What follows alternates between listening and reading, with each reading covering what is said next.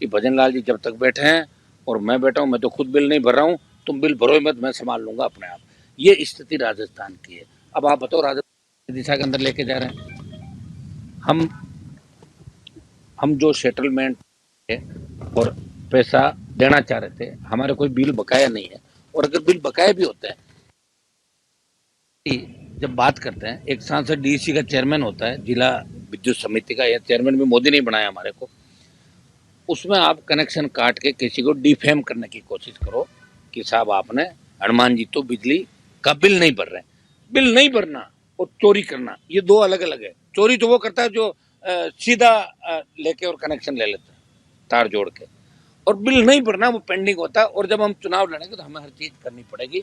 तो मेरे हिसाब से तो अगर सही रीडिंग करके मेरा बिल ये करते तो बिल बहुत कम होता। और मैं 2-3 किस्त में इसको करा, सेटलमेंट के पैसे हमने दे दिए थे।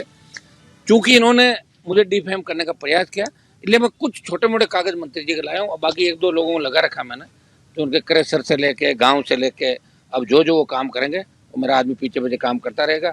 उनके सारे कागज मंत्री जी के हम लाएंगे। ऊर्जा मंत्री अखंड भ्रष्टाचार के अंदर डूबा, उसकी गलती नहीं है, पहली बार का आदमी है।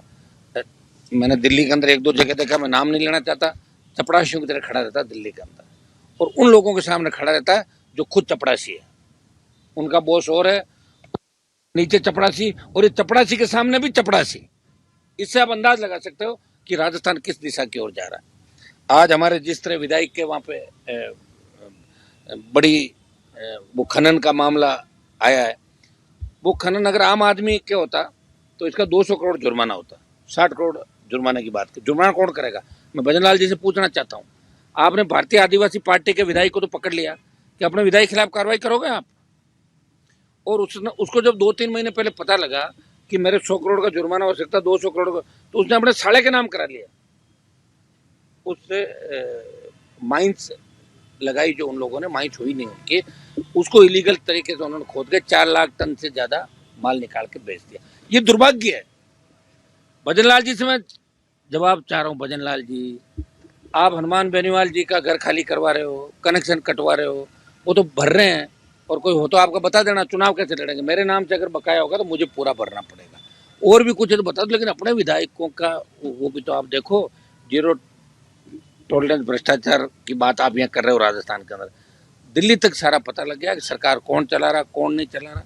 ऐसे नौसिखिए लोग, आपकी पूर्व सांसद बजरी का काम करे रही यहाँ के अंदर, आपका एसपी जो जब टीचर था तब उसके साथ क्या हुआ, वो हमारे पास कागज आज आ जाएंगे, वो कल या परसों में उसकी भी प्रेस कॉन्फ्रेंस करके बताएंगे कि शिक्षक होते हुए उसने किस तरह उस जमाने में छात्राओं के साथ छेड़खानी करी, जब नागौर के एसपी 1996 के दौर के अंदर। ऐसे व्यक्ति को किसने करेक्टर सर्टिफिकेट दिया जब वो डिप्टी बना था? ये हुआ। इसकी शिकायत हम प्रधानमंत्री से करेंगे और चाहेंगे कि इसको गलत तरीके जो थाने में सर्टिफिकेट दिया, इसको घर भेजें और इससे वसूली करें जो नौकरी के अंदर रहते हो किया। ये काम चूंकि दिल्ली वाले तय करते हैं कि आईपीएस बनने के बाद गलत तरीके से कोई आईपीएस बन गया और उसने कोई तथ्य छुपाए तो उसको जेल जाना होगा, उसकी कार्रवाई हम बाद में करेंगे। लेकिन आज हम 81 दिन से धरने पे बैठे हैं, एसआई भर्ती रद्द कराने, आरपीसी पुनर्गठन, तमाम मुद्दों को लेकर बजरी माफिया के खिलाफ लड़ रहे हैं। दुर्भाग्य देखिए कि किस तरह बजरी माफिया राजस्थान में हावी हो गया। पहले वालों को भगाया तो दूसरे आ गए, और दूसरे में बीजेपी के कई लोग इसमें इन्वॉल्व है। कई लोगों ने 15%। मुझे तो धीरे धीरे जब इकट्ठा होगा तो अब ये लड़ाई आर पार की है, ये आर पार की लड़ाई चलेगी। 15 को हमारी नागौर के अंदर बड़ी लड़ाई है। जिस तरह रेलवे लाइनें निकल रही है, वो उनको 1 लाख 1.25 लाख रुपये पर बीघा दे रहे हैं। आज जमीन के भाव आसमान छू रहे हैं। 15 से 20 लाख रुपए पर बीघा किसान को दें, पुनर्वास की व्यवस्था करें, क्योंकि जमीन ही है उसके पास, तो उजड़ जाएगा तो कहाँ जाएगा। इसको लेके जिस तरह बड़ी कंपनियां में गुंडागर्दी कर रही नागौर के अंदर, कानून पुलिस इनकी कठपुतली बन गया, भाजपा के हारे हुए नेताओं की, ऐसे लोगों की, अनपढ़ लोगों की। तो इसको लेके 15 को हमारा बड़ा प्रदर्शन है। 50,000 से ज्यादा लोग 15 तारीख को नागौर के अंदर आर पार की लड़ाई का ऐलान हमने किया, वो आक्रोश के रूप में दिखेंगे। ये दुर्भाग्य है कि इस बिजली मंत्री ने जो घपला घोटाला किया, मीटर जिस ठेका जिस कंपनी को दिया, और उसमें जो भ्रष्टाचार की भारी बू आ रही, क्यों सर एमएलए को ये कहना कि आप बिल्कुल मत भरना अपने परिवार के बिल, मैं बैठा हूं ना, मैं सब करा दूंगा। आपको मैं धन्यवाद देता हूं, आपने हनुमान जी की पार्टी को हराया। हनुमान जी की पार्टी को कह रहे हो, हनुमान जी का मैं काम करता था पहले, बीजेपी को तो उम्मीदवार ही नहीं मिला, तभी तो मेरे यहाँ से ले गए थे उधार उम्मीदवार। हनुमान जी तो वही है यही है, करा लें ईडी सीबीआई भेज के जांच, कुछ भी नहीं मिलना। ये राजस्थान का दुर्भाग्य है। और मैं मीडिया के माध्यम से तमाम हमारे सरकार के अंदर बैठे जो अधिकारी सरकार चला रहे हैं, मुख्यमंत्री को भी कहना चाहूँगा कि समय रहते जो सबूत हम आपको दे रहे हैं उसमें आप कार्रवाई करें। आप एसओजी के उन 4 अधिकारियों के खिलाफ भी कार्रवाई करें जिन्होंने कटारा के समय जब एसआई भर्ती का मामला पता था फिर भी उन अधिकारियों को आपने सजा नहीं दी, दंडित नहीं किया। आपकी सरकार ने तो हाई कोर्ट के अंदर एसओजी पे ब्लेम लगा दिया। अब हाई कोर्ट ने कहा कि एसओजी को हम बुलाएंगे। हाई कोर्ट के अंदर जब सुनवाई पूरी हो जाएगी और उसमें अगर फैसला हमारे पक्ष में आता है तो हम दूसरा रास्ता अपनाएंगे, और फैसला अगर विपक्ष में आता है तो दिल्ली कूच का ऐलान हमारा होगा। अब की बार जो लोकसभा का सत्र चलेगा वो गर्मा गर्म होगा। जंतर मंतर पे भी धरने चलेंगे राजस्थान को लेकर, लंबित मुद्दों को लेकर।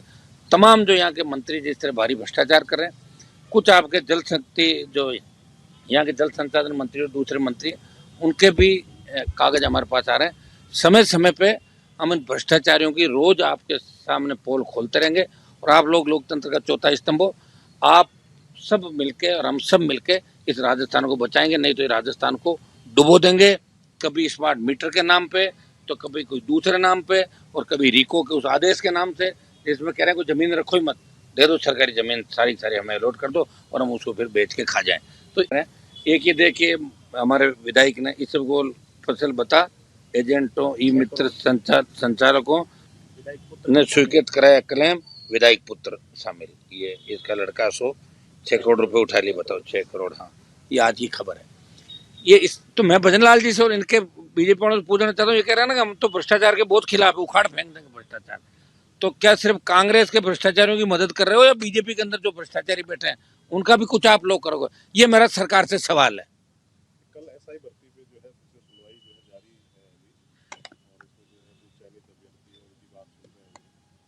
कोर्ट ने भी जो है कई बार जो है कई टिप्पणी की है, कड़ी सरकार के खिलाफ सख्त टिप्पणी की। भजनलाल जी को पंगु बताया कोर्ट ने, आप पंगु हो, आपकी सरकार पंगु है। आप कभी कुछ जवाब देते हो, कभी तो कहते हो भर्ती रद्द नहीं करनी जो समिति कह रही है, और कभी कहते हो जल्दबाजी होगी, जांच हो रही है। तो आप कितने टाइम जांच लोगे? और मैं तो कहता हूं कि रीट लेवल फर्स्ट की भी अगर सीबीआई जांच हो जाती